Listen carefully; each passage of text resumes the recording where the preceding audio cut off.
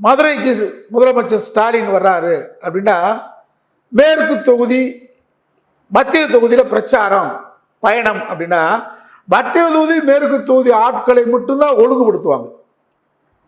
பக்கத்தில் இருக்கக்கூடிய வடக்குல இருந்து பக்கத்தில் இருக்கக்கூடிய திருப்பரங்குன்றம் தொகுதியிலிருந்து ஆள் கூட்டு வர மாட்டாங்க.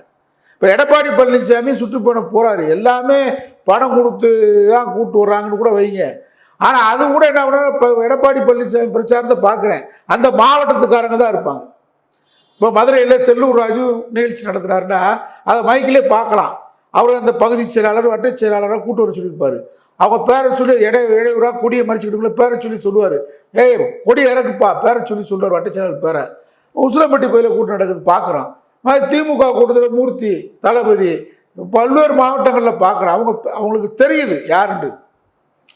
ஆனால் விஜய் என்ன பண்ணுறாருன்னு கேட்டால், இப்போ கரூர்னா கரூரில் இருக்கக்கூடிய 2 தொகுதி அரவாக்குறிச்சி, இன்னொரு தொகுதி கரூர் தொகுதி, 2 சட்டமன்ற ரசிகர்களை மட்டும் வைக்கிறது இல்லை. அவங்க என்ன தப்பு பண்ணுறாங்கன்னா, அதுக்கு தான் அவர் இந்த விடுமுறை நாளை தேர்ந்தெடுத்ததே அவர் என்ன தப்புனா, சனிக்கிழமை அவருக்கு வாக்காளர்கள் பொதுமக்கள் ஆதரவு இல்லைன்னு தெரிஞ்சுக்கிட்டாரு. அவரை விரும்பக்கூடிய நம்பியார் தோழர்ன்ற மாதிரி அவர் சொல்கிறாரு. அவங்க அவங்களுக்கு இந்த ஐடி விடுமுறை, பள்ளிக்கூட விடுமுறை, கல்லூரி விடுமுறை, அலுவலக விடுமுறை, இன்னைக்கு தான் இந்த பசங்களை கூட்டு வர முடியும். பாவம், அவன் மாயில் அலைகிறான். எனக்கு தெரிஞ்சு உலகத்திலே சினிமா நடிகர்களை பார்த்து சீரழிஞ்ச நாடு தமிழ்நாடு தான். ரொம்ப மோசம். நடந்த நிகழ்ச்சி துயர சம்பவம்.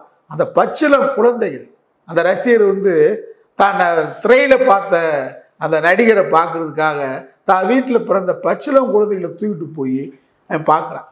பார்த்துட்டு மடிஞ்சு போயிட்டாங்க.